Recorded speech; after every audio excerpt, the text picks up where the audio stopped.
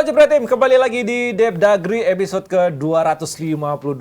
Nah, kita akan membahas yang seru-seruan tapi banyak kontroversi. Salah satunya dari laga Persija versus Rans United, di mana pelatih Persija Thomas Doll sampai mencak-mencak 1 poin dari Persija sepertinya dirampas oleh wasit. Apakah yang terjadi? Nah, kita membahasnya bersama dua pandit pada hari ini. Ada Mas Rais, ada Mas Hanif.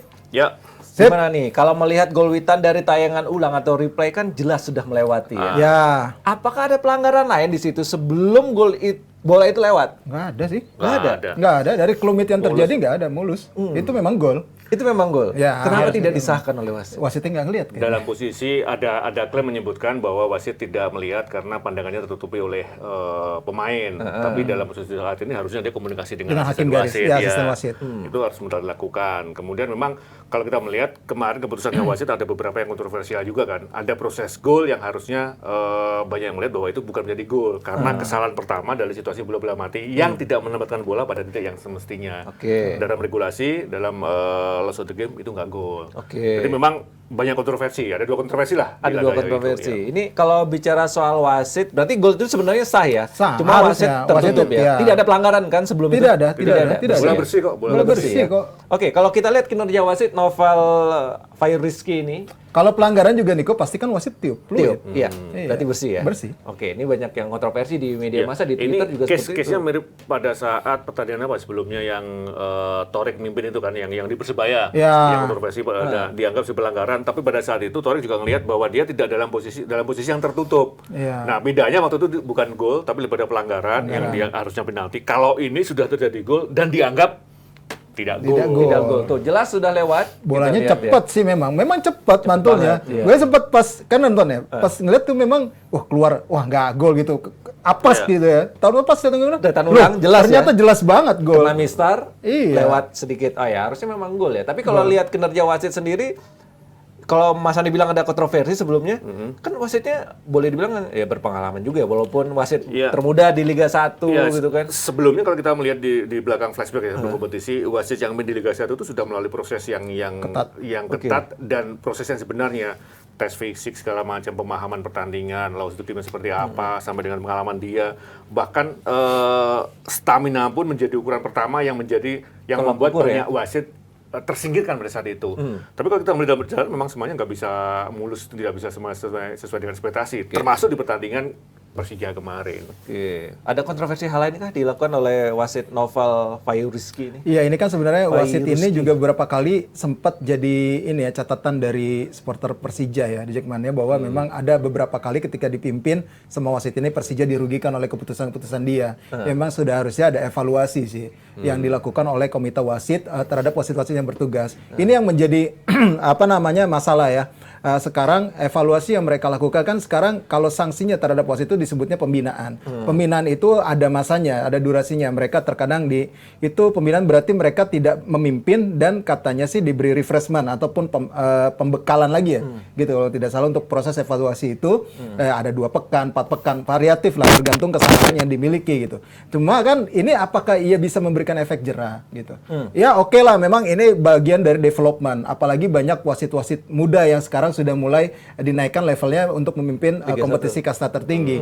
Ya ini adalah bagian dari development dari PSSI, tapi ini juga menjadi tugas PSSI untuk bisa menghadirkan lagi wasit-wasit lainnya dalam bentuk kompetitif ya untuk promosi degradasi. Karena kan sekarang promosi degradasinya menunggu 1 putaran dulu ya, benar nggak sih? Iya. Menunggu 1 putaran dulu 1 ya. putaran. Harusnya tuh Evaluasi. ya mungkin evaluasinya ya kalau misalkan sudah 5 pertandingan kalau dia memang tidak bisa berkembang harusnya didegradasi aja langsung gitu loh. Wow. Nggak usah pakai tunggu lama-lama sampai 1 putaran 17 pertandingan kalau menurut gua ya.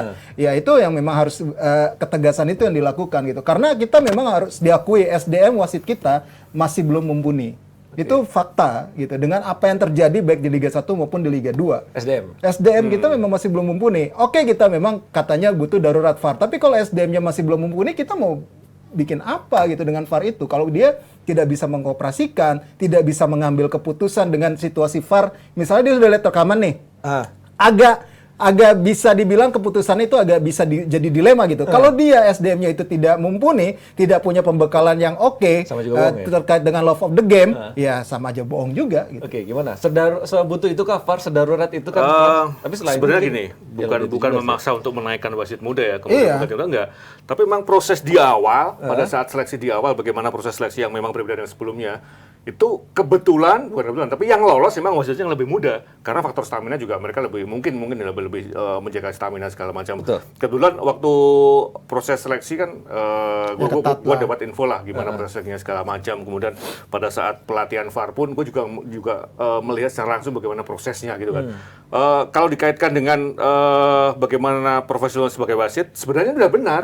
Artinya proses di awal sesuai dengan apa yang menjadi regulasi internasional saat ini gitu. Oke. Persoalan bahwa sebagian banyak yang lolos bukan pemuda itu karena faktornya seperti itu, bukan hanya melulu pada jam terbang. Karena setelah itu ada tes berikutnya kan, pemahaman pertandingan, knowledge apapun segala macam, bahasa Inggris apapun itu dites. Oh, artinya itu dalam hal termasuk. ini dalam proses yang benar. Nah, kalau dikaitkan apakah ini menjadi darurat VAR, prosesnya bisa mengarah ke sana. Karena ketika nanti dihadapkan oleh VAR, betul kalau secara umum bisa mendapat saudara Rais kan bahwa SDM-nya kurang. Tapi kalau kita melihat proses nanti, harusnya itu bisa. Harusnya Karena bisa. ketika wasit nanti dikenakan dengan VAR, itu ada beberapa implementasi yang wasit itu wajib ikut. Oke. Contoh kemarin sudah 2 kali langsung dari instruktur VAR dari FIFA ya, yang menjelaskan prosesnya seperti ini. Jadi wasit juga dihadapkan pada satu kasus ketika case seperti ini katakanlah di Persija ini, Ya. itu proses yang dilakukan seperti apa. Nah, kalau ada VAR bisa jadi si wasit ini langsung ke Ya, langsung ke video, monitor ya untuk melihat. Betul, bahkan tidak menentukan dia langsung ke studionya Ya, untuk kalau VAR, gini sih melihat harusnya dia langsung. jelas, Iya. harusnya Iya, jelas ini dia kan keputusannya masalah gol. komunikasi Iya. dia. Nah, kalau proses kedepannya nanti apakah VAR itu perlu? Perlu.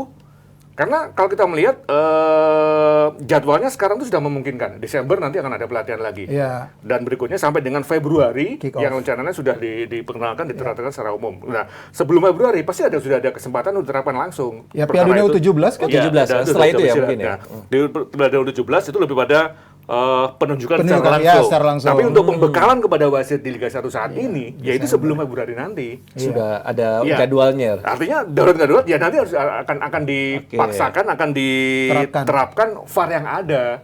Tapi proses ini sudah ada sebelumnya, bukan nanti langsung kalau orang Jawa bilang ujuk-ujuk gitu ya. Tapi memang sudah ada step by stepnya yang setidaknya wasit sudah memahami ketika nanti diadakan Oke. VAR. Nah, ini bro, ketika ada VAR itu di dalam bukan hanya ini loh, ada 5 orang yang nanti lihat masing-masing Ya. kamera. 5, oke. Iya. Bahwa nanti keputusan akhir memang wasit benar. Wasit, Tapi 5 orang ini itu Ikut. bisa merekomendasikan ke wasit apakah bola itu dianggap offside atau enggak, dianggap gol atau enggak, pelanggaran atau enggak, dia yang memberikan informasi wasit. Oke. Keputusan akhir tetap di wasit. Jadi di ruang kontrol room juga Iya. berpengaruh ya untuk Iya, memberikan VAR room namanya nanti ya. rekomendasi ya. Oke. Iya. Nah, sambil menuju ke pelatihan yang akan dilakukan, itu langkah-langkahnya apa ini? Udah dilakukan. Udah. Udah ada banyak tahapan kan awal udah. Sudah ada 2 implementasi. Implementasi itu pelatihan VAR secara langsung dari FIFA, Institut FIFA soal VAR ke semua wasit. Kebetulan kemarin kalau nggak salah ada sekitar 50-an yang ikut. Jadi bukan hanya wasit yang Liga 1, Liga 2 pun sepertinya juga Liga 2 ikut juga. diperkenalkan gitu kan. Nah, kemudian setelah itu ada praktek implementasi. Implementasi seperti apa nanti juga akan dijelaskan. Wasit utama ketika ada satu case komunikasinya kemana. Oke. Karena kemarin itu kalau nggak salah ketika itu dipraktekkan dijelaskan oleh semua wasit, itu ada case-case di Liga Internasional yang akhirnya harus kembali ke VAR. Jadi ada beberapa case, contoh di turnamen internasional gitu kan. Ada satu peristiwa yang itu menjadi debatable antara gol dan gol. Gol dan tidak gol. Nah, karena wasit itu ragu, dia lari ke VAR room. Terus dia melihat, oh memang ada pelanggaran. Oke. Tapi tidak ada pelanggaran, tidak ada sentuhan. Tapi ada waktu itu adegannya striker dia jatuh, yang dari sisi manapun seolah ada pelanggaran. Tapi ternyata nggak ada pelanggaran. Tapi nggak tahu pertimbangan wasit, dia tetap mengambil itu sebagai penalti. Jadi keputusan akhir dalam hal ini tetap wasit. Tetap wasit. 4 yang berada di depan video ini merekomendasikan apa yang harus dilakukan oleh wasit. Rekomendasi lagi-lagi, Iya. tapi kualitas wasit juga sangat dibutuhkan selain dia Ya, itu fisiknya tadi. Ya, itu Kualitas, tadi yang gua bilang. ketegasan, integritas. Ya, pengetahuan love of game juga Iya. sangat penting ya. Iya. Itu termasuk semua berarti ya. Iya. Oke. Nah, apa yang bisa dilakukan oleh Persija setelah kemarin ya istilahnya poin gue dicuri 1 poin itu. Sekarang tuh Persija butuh menaikkan mental mereka lagi, mengembalikan kepercayaan diri mereka gitu. Karena sudah dalam beberapa pertandingan terakhir kan mereka tidak mendapatkan hasil kemenangan gitu. Nah kemarin mereka terluka di kandang sendiri yang notabene sebenarnya mereka ngotot banget pengen menang sebenarnya kemarin. Tapi secara permainan nggak menggambarkan itu menurut gua. Kemarin ketika melawan Rans ya Nusantara. Oke, mereka menguasai permainan gitu, ball possession, tapi efektivitas permainan diperlihatkan oleh Rans kemarin. Kecerdasan dalam bermain diperlihatkan oleh Rans kemarin. Persija itu masalahnya adalah di sepertiga akhir pertahanan lawan finishing. Ya, ini yang tidak dimiliki sekarang. Kemarin Marco Simic udah dicoba ya, coba dimainkan sejak menit awal pertandingan, tapi nyatanya belum bisa berbuat apa-apa juga dengan skema yang hampir sama, memanfaatkan pemain sayap, kecepatan Rico gitu. Ternyata sekarang itu tidak berjalan karena juga kemarin rapuhnya lini pertahanan mereka terlihat banget berantakan secara organisasi pertahanan. Padahal didatangkannya Rizky Ridho, kemarin Persija adalah, koreksi kalau gue salah, tim terbaik secara bertahan. Sedikit kebobolan ya, paling sedikit kebobolan mereka. Tapi musim ini harusnya dengan didatangkan Ridho, itu kan secara hitungan matematikanya gitu, kalau secara hitungan di atas kertas harusnya bisa lebih kuat dong. Ini back timnas kita nih yang tidak tergantikan gitu. Ternyata kita Persija malah lebih rapuh pada musim ini. Tapi sebelum kita membahas pertandingan, Persija itu bisa banding nggak sebenarnya? Enggak. Tidak bisa protes keberatan, iya bisa. Protes bisa, dan mungkin saja nanti dari komite wasit yang bersangkutan Ya, ada di hukuman. hukuman. Tapi kan tidak mengubah Tidak mengubah hasil, nggak ada. Kalau gue melihatnya gini, kemarin tuh seperti bola salju ya. Kalau kita melihat 4 laga terakhir di home, Persija tuh nggak pernah menang loh. Dan kecenderungannya sama. Unggul penguasaan bola, ada kartu merah. Betul, mencetak gol lebih awal. Iya, ada kartu merah. Kalau kita lihat flashback laga sebelumnya melawan Barito, dominasi penguasaan bola lapang tengah luar biasa. Tapi yang terjadi bagaimana seorang Renan Alves bisa bikin gol? Renan Alves tuh defender loh, bro. Naik di menit akhir, gol. Dan kemarin juga lawan Rans menurut gue lebih parah ya. Lebih parah.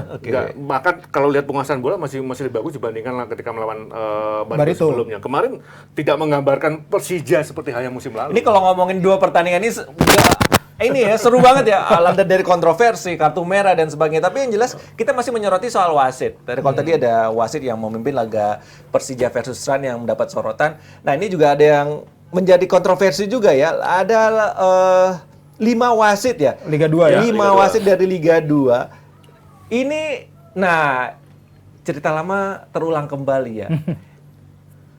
Bagus Kurniawan, Hamdi, Pipin Indra, Luis Ridho, Roni Saputra. Ini perlu dibina, ini maksudnya Ya, itu pembinaan seperti apakah hanya formalitas saja, Mas Res? Yang tadi gue bilang ya, kalau di sini bahasanya mereka kan tidak menggunakan kata sanksi lagi terhadap wasit. Mereka menggunakannya pembinaan dengan durasi per pekan. Di situ wasit-wasit tersebut diberikan pembekalan lagi, kemudian disuruh mengevaluasi diri, dan juga mereka pastinya tidak akan memimpin pertandingan selama ya pekan yang dihukum itu ya, discoursing. Ya, itu sebenarnya harusnya sudah memberikan efek jera gitu loh. Dan ini langkah yang bagus gitu sebenarnya. Cuma menurut gua sanksinya kurang tegas juga. Harusnya sanksinya seperti apa? Sebenarnya kurang tegas ini. Ketika dia Ini kan nyatanya nggak mau mematikan karir wasit kan sebenarnya. Iya. Tidak mau mematikan karir ketika wasit. dia kan di sebenarnya. grounded 4 pekan, 6 pekan itu sebenarnya satu pukulan yang berat loh. Iya, pukulan telak nggak dapat gaji. Bukan masalah itu. Liga 2 kan berbeda dengan Liga 1. Pada sistem grup, jumlah pertandingan berapa sih? Lebih dikit. Berapa pekan sih? Nah, kalau misalkan sampai dengan 6 pekan, 4 pekan, Berarti artinya mereka tinggal, kalaupun diberikan kesempatan, tinggal sisa di putaran kedua nanti. Sedikit kan? Ya, betul. Dan setelah itu kan ada babak 12 besar dan 14 besar ya. Dan pasti yang dipilih wasit-wasit yang terpilih dong. Bisa jadi di babak setelah itu nanti adalah wasit-wasit yang kemungkinan besar nanti bisa memimpin Liga 1 di periode berikutnya gitu kan. Artinya kalau ini dia dihukum sampai 4-6 pekan, kemudian nanti hanya bisa dievaluasi raportnya pada saat katakanlah 3-2 pertandingan terakhir, dia bisa dikatakan dalam tanda petik udah nggak bisa berkarir lebih lagi. Jadi ini menurut gua ya salah satu sanksi ya bahasanya memang Pembinaan ya. Pembinaan. Tapi itu pukulan telak loh. Ya, apalagi kalau kita melihat dan juga pukulan telak. apalagi kalau kita melihat selama ini bisa dikatakan wasit dari Liga Asprof yang Liga 3 ke Liga 2 itu persaingan juga ketat loh. Dan tesnya juga sama dari awal. Artinya ketika salah satu atau salah dua dia punya kesempatan yang tidak dimaksimalkan, ya wasit lain bisa mengambil alih.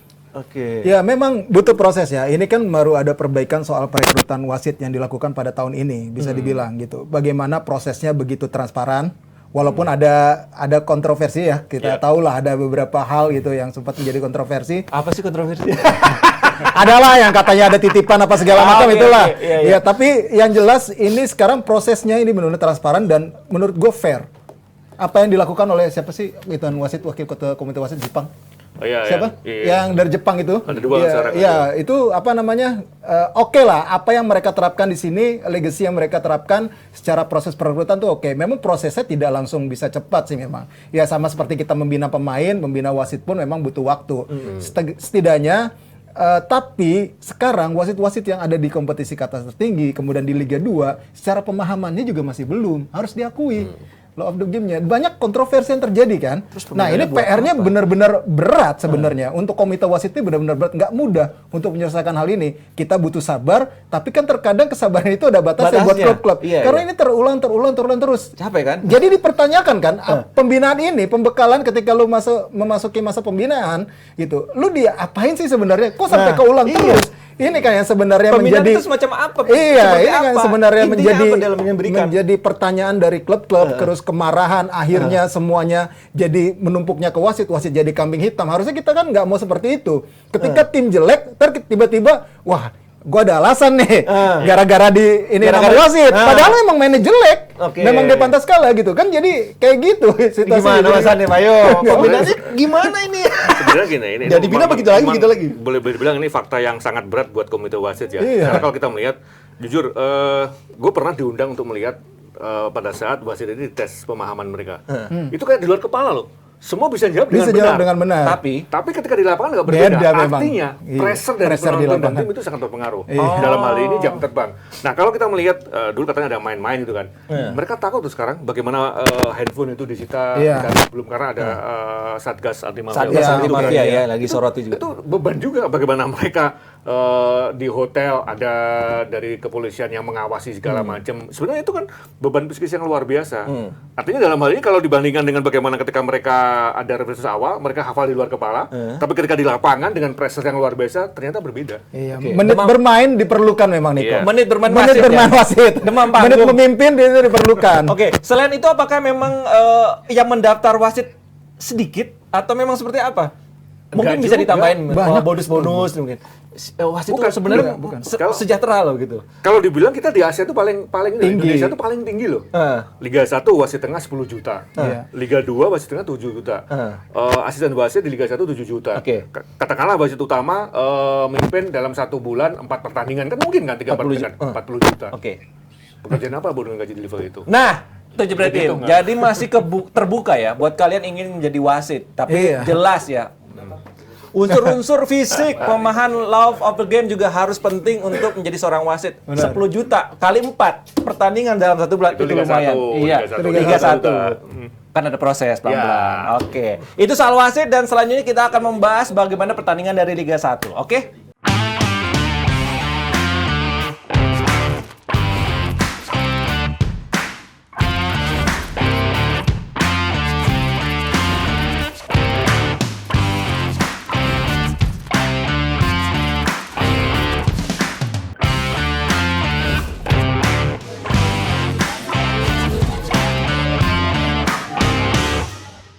Oke, Jepretin, kalau tadi kita sudah membahas bagaimana kontroversi wasit, sekarang kita membahas jalannya pertandingan dari Liga 1.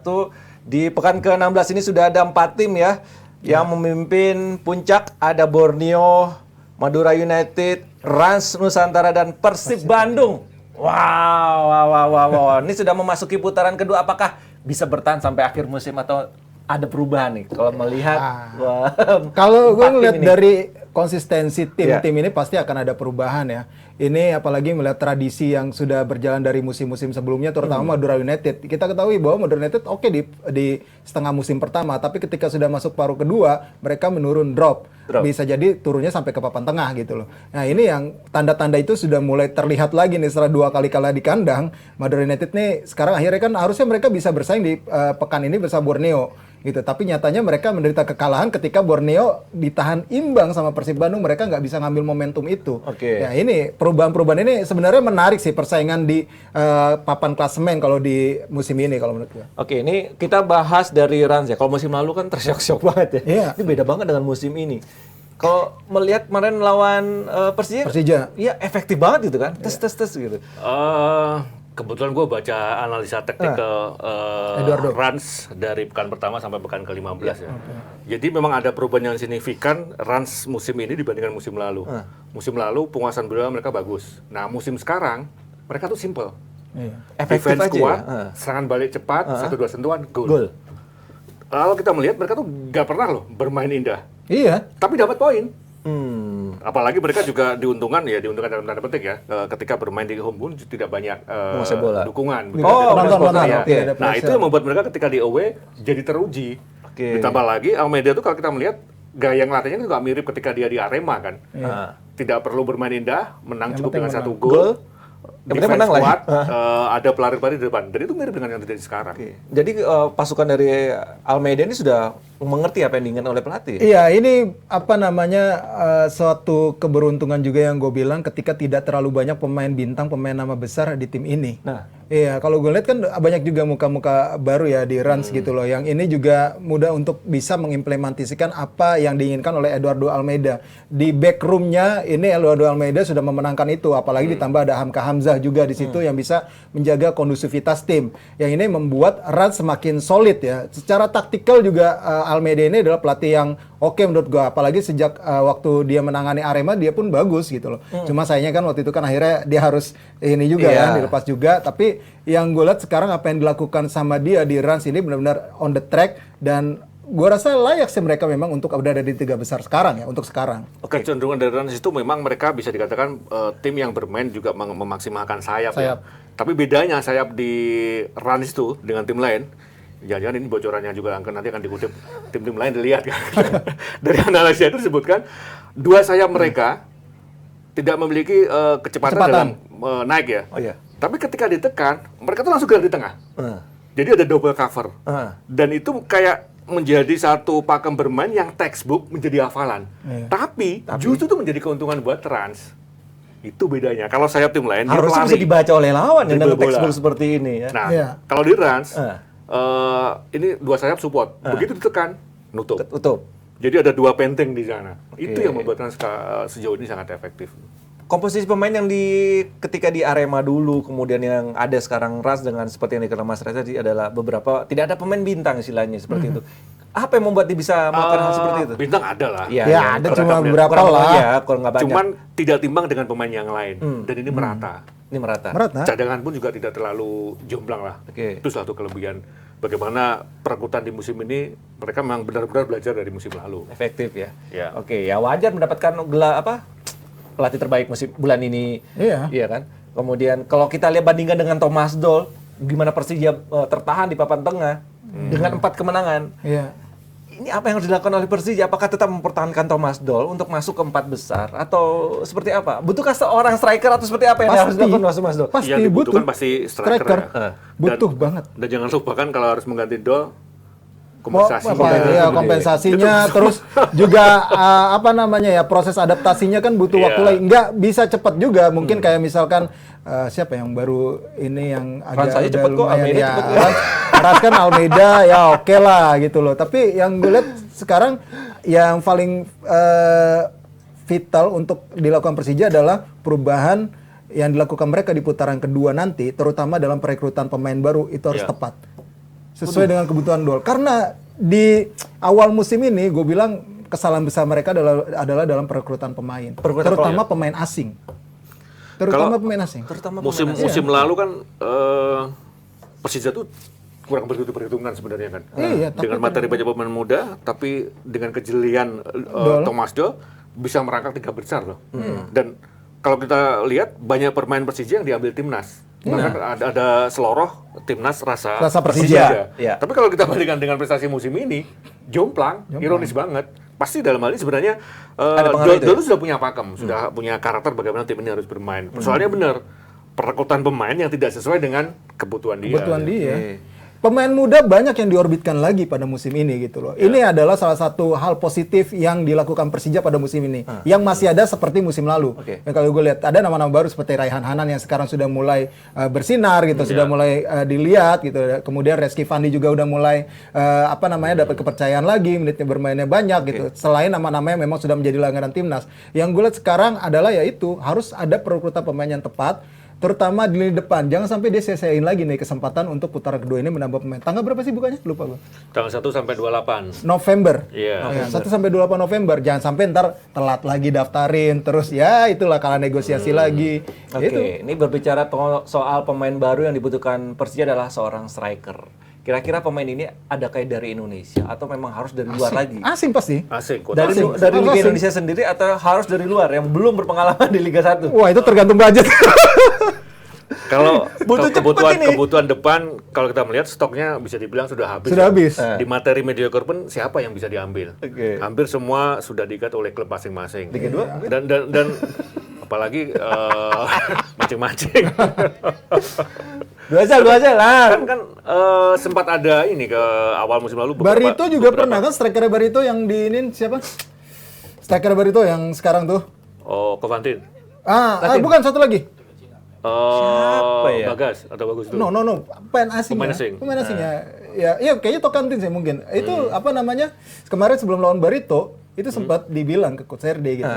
Ini ada ketertarikan Persija, ada rumor Persija tertarik dengan striker Barito itu.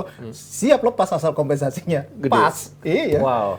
Kira-kira judul tim siapakah striker yang cocok untuk Persija musim ini? Dengan kondisi yang realistis, jadwal timnas yang cukup padat, kemungkinan kan bakal ditarik-tarik lagi pemain-pemain Persija. Realistis target dari Persija lah sampai akhir musim.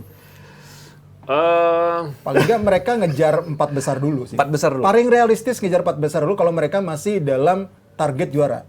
Iya. Karena kan itu peluang terbesar lah saat ini ya untuk bisa mengejar, masih ada lah kemungkinan itu. Paling nggak itu aja dulu realistis. Nggak usah ngejar posisi 1. Toh nanti ada fase championship lagi gitu loh. Iya. Ya itu bisa mereka manfaatkan untuk bisa juara gitu aja. Yang penting ini kan ya, striker datang dulu lah ya. Selama bisa nutupi beberapa kekurangan termasuk striker, gua realistis 3 besar masih bisa Persija. Iya, Kalau lihat sisa jadwal plus ketertinggalan poin sekarang dengan tim Tim-tim yang di berada atas. 3 besar ya. Oke. Kita lihat nanti sampai akhir musim. Sementara itu juga masih dalam 4 besar adalah Persib. Ini seru ini Persib ya. Posisi 4 Persib masih sulit dijinakan. Ini dia nih. Kalau kita lihat tangan dingin Bojan ini benar-benar ya bisa membuat Persib sulit dikalahkan. Apa? Kebetulan gua kemarin diajak masuk ke lapangan saat Borneo ketemu Persib. Oh iya. Ini dia nih. Saksi hidup. Gua sempat ngobrol dengan salah satu lingkaran dalamnya Persib lah.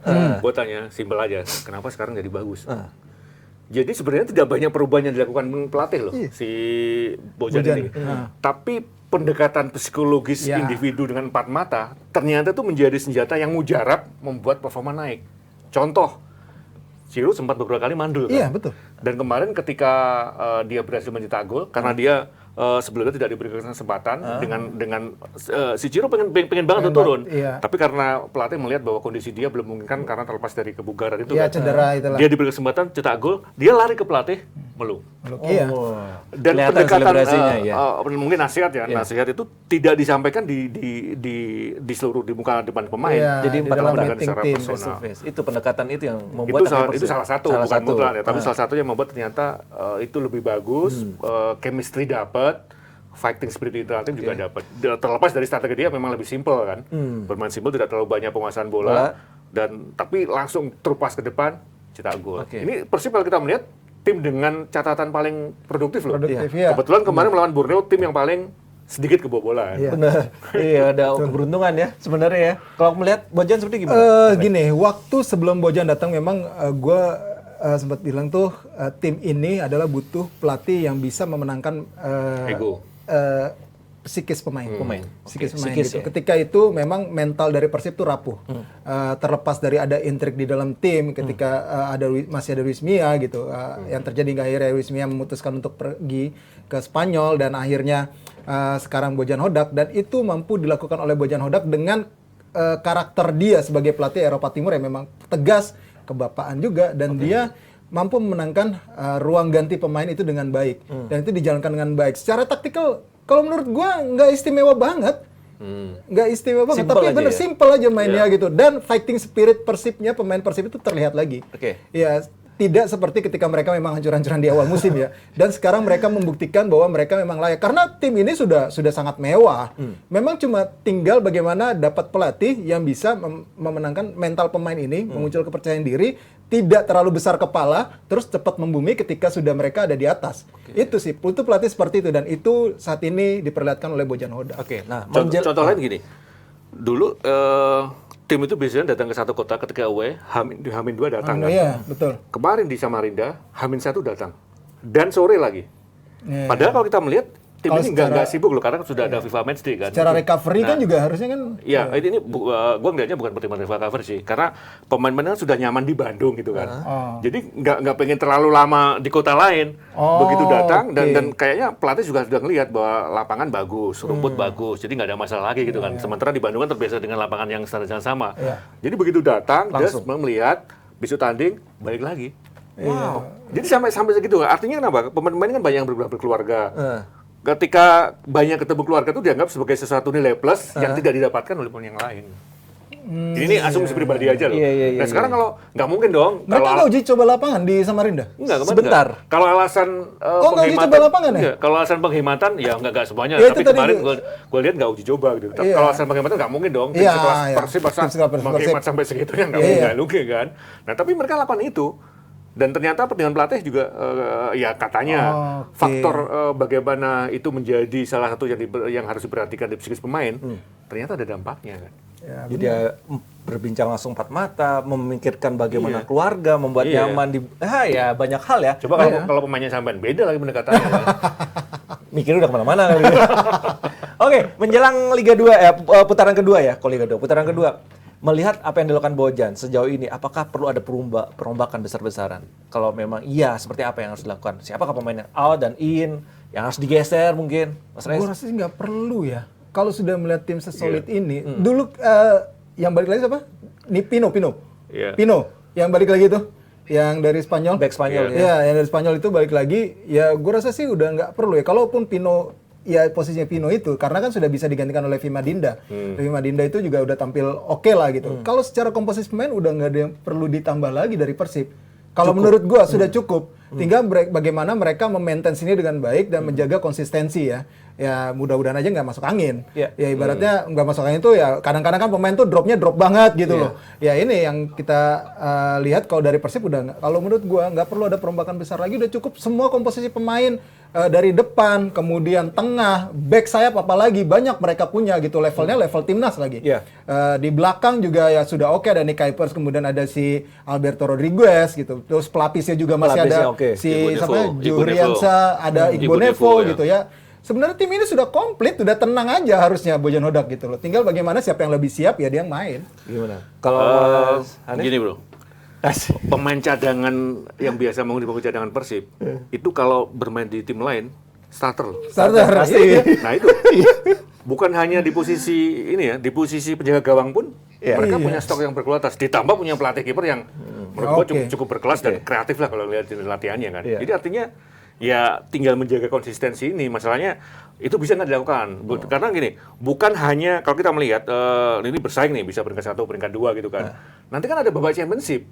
Nah, yang ditakuti klub saat ini bisa jadi klub sangat ngotot sampai dengan memuncaki klasemen. Tapi ketika nanti babak championship pecah. bukan pecah, ada yang kedodoran atau main cedera. Bisa jadi tim yang berada di peringkat bawahnya yang 4 justru yang lebih siap malah bisa juara. Oke. Kita lihat nanti sepak terjang Persib di Liga 1 saat ini di posisi keempat dengan 28 poin. Tertinggal 4 poin dari Borneo yang berada di posisi puncak dengan 32 poin. Oke, itu dia mengenai pertandingan dari Liga 1, 4 tim yang menguasai. Yang jelas ada Dewa United juga yang memberikan Madura United ya, yang memberikan kejutan juga. Tapi setelah ini kita akan membahas bagaimana peluang timnas kita apakah bisa lolos dari grup setelah yang satu ini.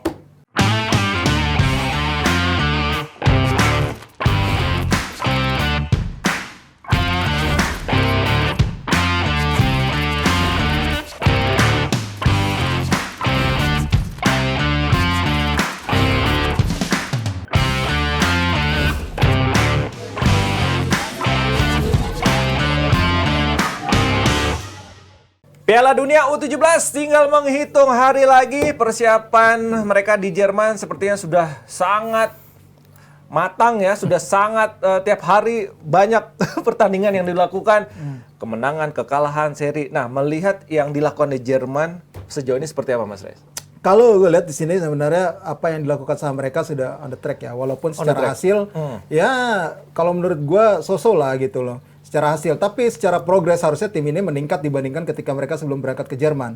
Ditambah lagi ada beberapa pemain diaspora yang memang sudah bergabung di sana, ada Welber Jardim, kemudian Choyun Damanik, kemudian ada si Berkik di situ Amar Berkik yang harusnya bisa menambah kuat tim ini ya. Gue nggak tahu apakah nanti akhirnya Choyun Damanik kemudian Berkik dan juga Welber yang sudah dipastikan menurut gue masuk ke tim komposisi utamanya Kus Bima Sakti gitu.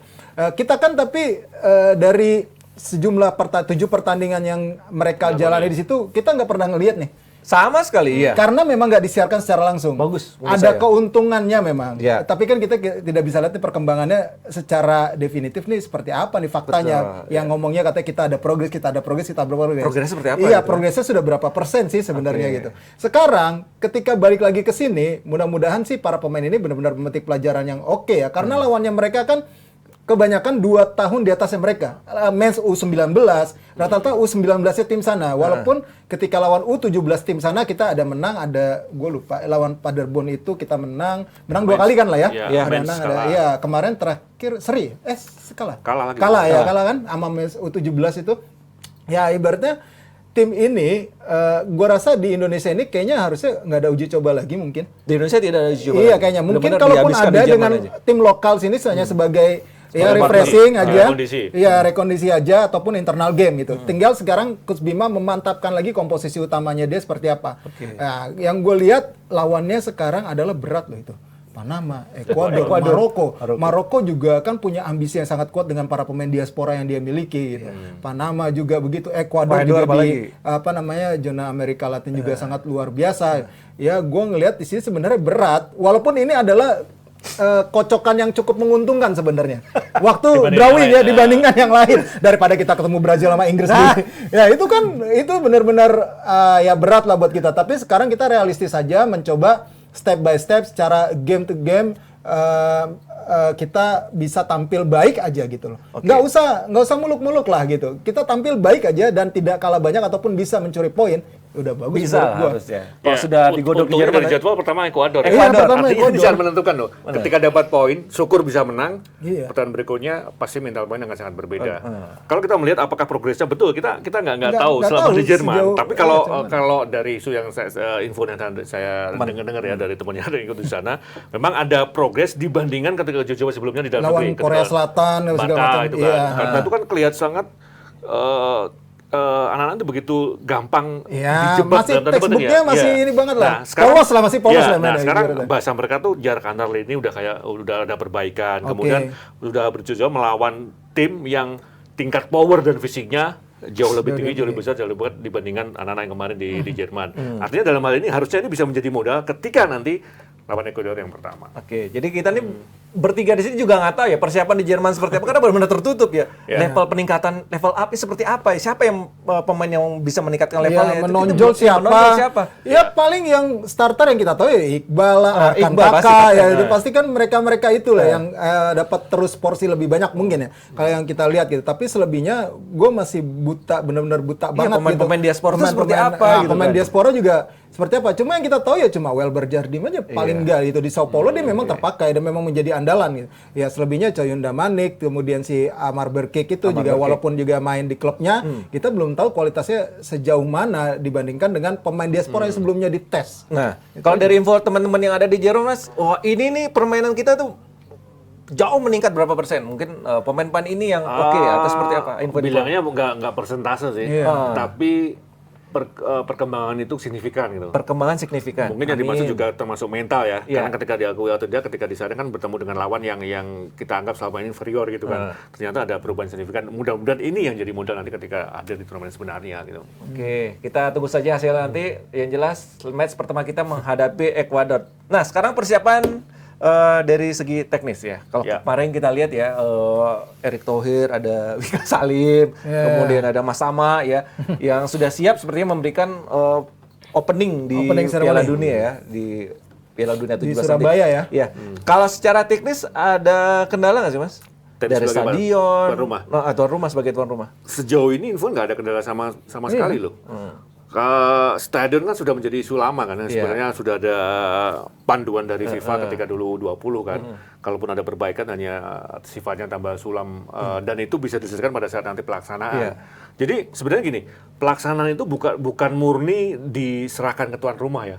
Tapi ada guidance yang FIFA itu memantau dari awal, terutama yang berkaitan dengan aspek teknis pertandingan. Nah, ini penting. Bukan hanya soal kesiapan keseluruhan, tapi detailnya itu ada dan itu harus diikuti. Oke. Jadi kalau dibilang ini nggak siap, justru mereka jauh lebih siap. Lebih siap ya. Melihat hal ini Mas Rey seperti apa? Teknis lah. Ya kalau ngelihat dari persiapan, gue ngeliat sih sudah siap ya, tinggal pelaksanaan doang harusnya. Cuma memang secara promosi itu belum terlalu apa Promosi? ya. Kan sudah kemarin di Ya memang ada tour, trofi segala trofi, macam gitu. ya. Tapi gue melihatnya tuh belum segegap gempita. Asian Games. Ya Asian Games lah, ya mungkin ya jauh lah. Ataupun mungkin songdemnya ya. iya, atau mungkin ya karena ini memang Piala Dunianya bocil-bocil ya ibaratnya gitu. Memang yang gue dengar malah katanya FIFA tuh nggak mau terlalu digede-gedein karena takut hebohnya itu mengalahkan Piala Dunia Senior. Iya, itu Yang gue dengar lah, Iya. ya selentingan. Tapi Justru itu kan ditahan-tahan kapan lagi gitu. pertama kali Indonesia menggelar Piala Dunia. Makanya kalau kita kan emang bangsa seremoni ya, maksud Iya. gue seheboh mungkin harus dibikin gitu, biar betul. kelihatan sukses, biar kelihatan rame gitu. Ya apalagi kan sebenarnya ada target juga yang diberikan oleh FIFA, paling nggak rata-rata 10.000 penonton harus hadir di stadion. Yes. Itu berat loh. Kalau misalnya kita tidak pakai undangan, apa terlepas dari itulah ya, Iya. dan beli tiket apa segala macam, itu berat. Kalau misalkan promosinya tidak gencar. Ya, Gimana? yang sekarang Promosi dilakukan itu. kurang gencar kah? Kayak kalau promosi kurang itu nggak juga. Nggak juga, Pemberitaan kalau dibilang saat ini masif loh. Iya. Bahwa kalau FIFA tidak ingin ini lebih glamor dibandingkan seniornya itu urusan lain. Tapi Iya. kalau gue lihatnya FIFA mengadakan satu kepentingan ya. Ketika mereka jualan marketing bisma pasti yang diprioritaskan yang di atasnya. Iya, oke. Tapi kan kita tahu ini Indonesia loh. Yang bisa jadi ajang yang biasa-biasa aja ketika Bisa kita jadi di mewah. sini bisa jadi lebih besar, lebih mewah. Kalau nanti ada target 10.000 tiap pertandingan, Indonesia rajanya belum soal gitu. Iya. Bisa aja datang dengan belajar semuanya. SD wajib nonton, SMP wajib nonton gitu kan. Oh, keluarga, saudara. Itu kan yang dibutuhkan gitu kan. Iya, Melihat anak kecil maupun bocil-bocil tadi dikatakan oleh Mas Rey, justru sebuah kebanggaan Iya, kan. ini peluang besar melihat calon-calon bintang sepak bola dunia masa depan ya bagi bangsa kita ya, terutama apalagi yang beruntung batu yang menurut gue yang di JIS salah satunya. Karena di situ ada Brazil, Inggris, yang memang pemain-pemainnya pemain sekarang tuh udah ada beberapa pemain yang gue main nggak di tahu Liga ya akhirnya Eropa jadi ya? atau enggak iya gitu.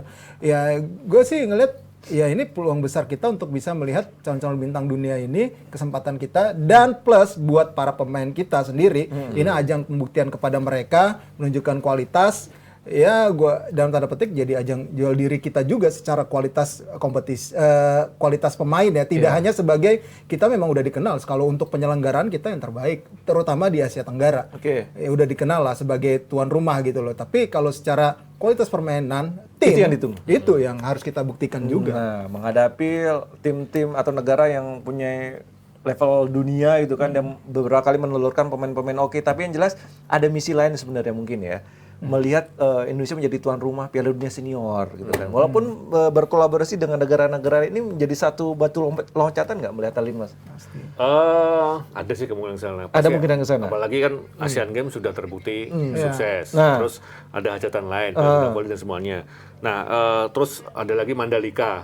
Jadi intinya kalau ini pesan secara kultural pasti ada. Apalagi ada info, ada isu, mereka masih isu sih. Iya. Nanti dengan Australia Australia. menjadi tuan rumah Piala Dunia tahun sekian-sekian. Nah, kalau ukurannya dari Asian Games kemudian kalau ini benar-benar mulus, ya kenapa tidak? Sudah ya, udah mumpuni, udah bisa lah ya. Harusnya melakukan udah, hal itu. cuma kan kita kan akhirnya pada tahun ini ngalah lah, udah pasti ngalah untuk 2034. dari Arab Saudi ya. Iya, Siapa yang bisa ini kan kemarin Wih. juga udah mungkin dia udah apa namanya kesepakatannya pas Pak Erick kesana kan juga kan. Pokoknya Infrastruktur udah siap juga. ya intinya Arab Saudi udah secara infrastruktur udah oke lah. Mereka memang udah pengen inilah apa ngejar ke global gitu lah. Mereka promosi negaranya di luar dari apa namanya haji itu ya. Ya pokoknya intinya itu. Dari haji udah untung banget ya. Ya tapi ya dari minyak segala macam. Tapi yang jelas kita ini sebenarnya memang harusnya udah siap untuk menjadi tuan rumah sekelas Piala Dunia 2034. Secara infrastruktur stadion udah tinggal perbaikan dikit-dikit Minor aja ya. Harusnya ya. Iya. Tinggal dikit-dikit aja dari yang sekarang sudah dilakukan sama pemerintah, apalagi sudah mau perbaikan berapa stadion setelah apa namanya Kanjuruhan ya. Iya. Harusnya kita bisa lebih siap untuk Piala Dunia 2038 kah atau 2042 kah? Ya, harusnya siap. Amin gitu kan ya. Tapi yang jelas kita sangat menunggu kiprah dari timnas U17 Indonesia ya di 17 ini semoga bisa lolos dari grup. Kata Mas Hanif menang di laga pertama lawan Ekuador itu menjadi titik penting ya. Ya. Kita lihat nih perjuangan timnas kita dan kita doakan yang terbaik buat timnas U17. Dan mengenai timnas, wah di Indonesia menjadi Piala Dunia U17 ini banyak yang sirip bro dari negara tetangga. Tapi yang selain satu ini.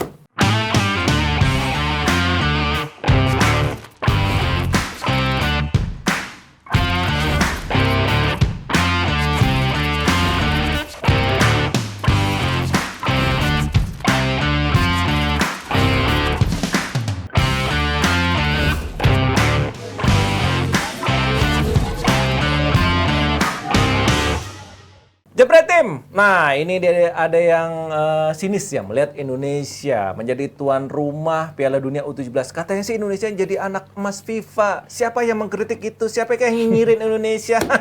Negara tetangga, bro. Ada Vietnam, ada Malaysia yang secara terang-terangan, aduh, mereka ya katanya lebih pantas dari Indonesia. Aduh. Ini tapi kan kita sebagai tuan rumah udah bener kan? Iya. Iya. Kenapa mereka jadi begini ya? Mereka aja nggak pernah ngajuin kan? Nah, Setahu gue ya, mereka tuh negaranya tuh nggak ngajuin. Kalau misalnya dilimpahin itu kan juga berdasarkan kesiapan kemarin kita dari Piala Dunia U20 kan. Ya, kalaupun ada Peru katanya juga yang gue dengar itu Ya, Peru juga salah satunya. Tapi Peru kan kemarin juga mereka nggak sanggup karena lagi krismon di negaranya gitu loh. Lagi butuh dana untuk perbaikan di negaranya dia. Yang jelas kita ya salah satu negara yang udah siap memang untuk menyelenggarakan Piala Dunia U17 ya. Ya Malaysia kan lu udah pernah juga 97 gitu loh. Udah lama. Iya, maksudnya apa namanya udah menyelenggarakan selevel ini ya harusnya ini ya mereka nggak perlu kayak gitu netizen yang di sana. tidak perlu kayak gitu. Apa alasan yang membuat mereka seperti itu? Itu yang dipertanyakan. Ya sebenarnya gini, logika yang paling mudah dimengerti. Ketika FIFA menentukan satu negara, banyak pertimbangan ketika itu harus diputuskan. Bukan hanya infrastruktur, tapi antusias dari masyarakatnya. Masyarakatnya. Nah, kalau kita bandingkan antusias ini aja di Asia Tenggara, siapa sih yang ada di Indonesia? Ush, Indonesia nomor 1. Iya. Sekali ada yang salah, netizen nyerang. Betul. Jempolnya. Nah, apalagi kalau pelaksanaan yang bagus. Plus ketika timnas main, ada jaminan exposure yang luar biasa, antusias yang luar biasa. Itu yang FIFA inginkan. FIFA tuh ngelihat kalau ada satu pertandingan dengan kehadiran penonton yang luar biasa, kreativitas yang luar biasa, itu menjadi nilai lebih. Kita bandingkan bukan hanya soal sepatu keseluruhan ya, tapi level kompetisi aja. Kalau ukuran jumlah penonton, antusias, rating TV, nggak ada kok yang Indonesia. Itu yang paling sederhana dan paling gampang ya. Kalau kita melihat kompetisi dengan Thailand, memang Thailand ada beberapa yang bisa dikatakan bagus ya, termasuk kualitas dan jarak antar tim di competition meritnya gitu kan. Tapi kalau kita melihat antusias publik, exposure media, nggak ada yang ada di Indonesia. Terbaik emang Indonesia. Apalagi dengan Filipina atau yang lain. Vietnam juga seperti itu. Bahkan kemarin kalau kita melihat Vietnam malah berantemnya yang lebih banyak diberitakan dibandingkan dengan kualitasnya. Rame di netizen kan. Nah ini kan salah satu ya wajar dong kalau FIFA memilih Indonesia. Kalau iri wajar. Namanya media kan bebas beropini. Ya, ini teman-teman dari media juga. Menggiring opini di negara tetangga. Tapi kalau kemarin kita lihat Indonesia nggak lolos tapi jadi tuan rumah. Argentina juga gitu kan. Iya. Jadi tuan rumah fan-fan aja kayaknya. Fan-fan aja. Iya. Dan padahal secara kualitas lapangan enggak jauh banget Argentina. Cuma kan mereka siap untuk menerima tim-tim, kemudian secara penyelenggaraan, ya oke lah dari infrastruktur stadionnya mungkin nggak terlalu ini ya, tapi mereka udah siap gitu loh untuk menyelenggarakan event sekelas Piala Dunia U20 ya. Gue lihat ya harusnya bisa menerima dengan lapang dada semua negaranya. Di Argentina tuh kabarnya sempat ada satu kota yang sebenarnya kualitas hotelnya katanya tidak standar. belum memenuhi semua kebutuhan tim kan. Bahkan lapangannya kalau kita melihat ada beberapa di depan gawang yang masih tanah ya, kayak gitu lah. Inilah ada yang warna hitam gitu kan. Ini kan sangat berbeda jauh dibandingkan Indonesia. Hanya karena faktor lain Indonesia gagal. Nah, kalau kita melihat yang dipakai saat ini di U17 Piala Dunia U17 kan sama dengan stadionnya nanti yang kemarin diujukan di sebelum U20 kan. Ya, benar. Artinya kalau berbicara soal standar penyelenggaraan nggak ada masalah. Dan FIFA tahu hal itu dari jauh hari. Kalau perlu pertahankan, tinggal sekarang mereka hanya guides aja kan, tinggal melengkapi apa yang kurang, termasuk dalam fasilitas yang dibutuhkan oleh semua tim di satu kota, standar lapangan latihan lah.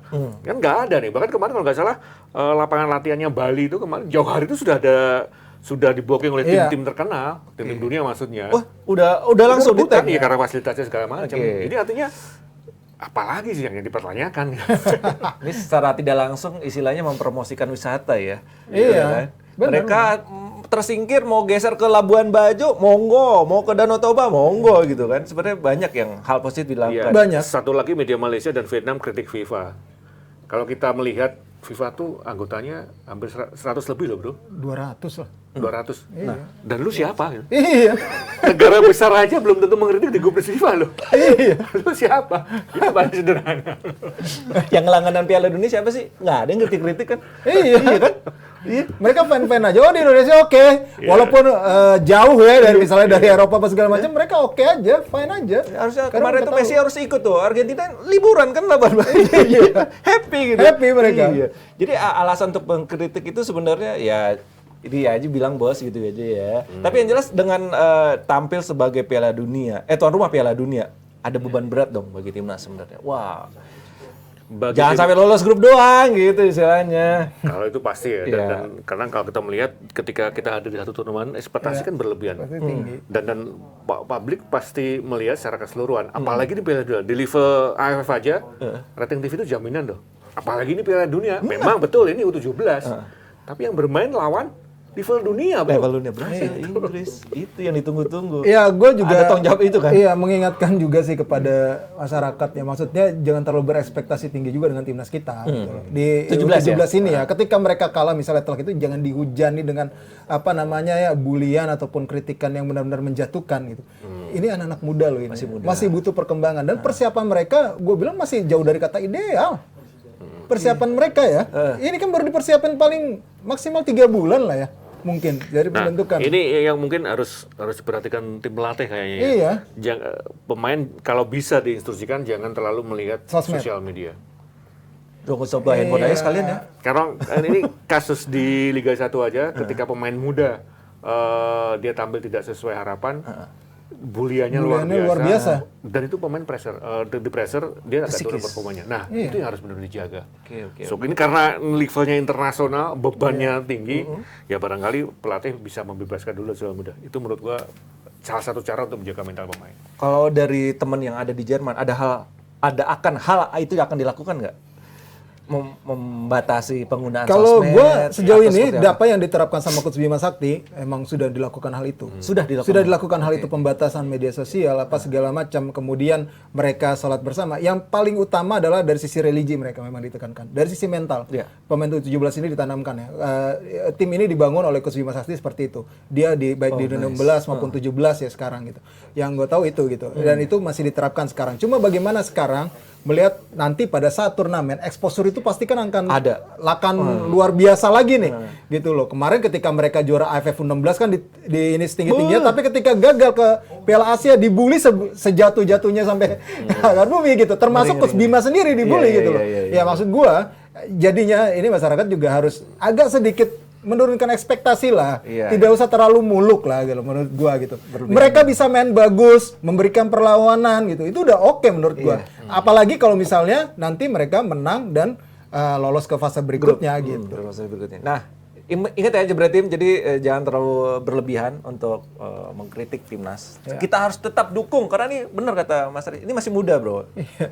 Jenjang masih panjang ya, kita support aja, kita dukung seperti itu, dan mudah-mudahan hasil dari timnas U17 ini memberikan hasil yang positif dan memuaskan seluruh masyarakat Indonesia. Dan tetap pastinya kita akan dukung penyelenggaraan Piala Dunia U17 ini ya, di mana aja Mas Hanif, stadion-stadionnya nanti. JIS. Stadion pertama JIS di Jakarta, Ya. kemudian Stadion Sijalak Harupat Bandung, Stadion Solo. Manahan Solo, dan Stadion Gelora Bung Tomo Surabaya. Oke, jangan lupa war tiketnya ya. Seru ini pasti. Pembukaan Surabaya, penutupan Solo. Solo. Seru. Kok ketawa? Seru lah gitu ya. Iya, banyak hal positif yang bisa kita dapat dari penyelenggaraan Piala Dunia 17 ini. Oke, terima kasih Mas Reyes, terima kasih. Halo, Mas Andi, halo. terima kasih berarti yang sudah menyaksikan Debat Lagi. Sampai ketemu di episode berikutnya.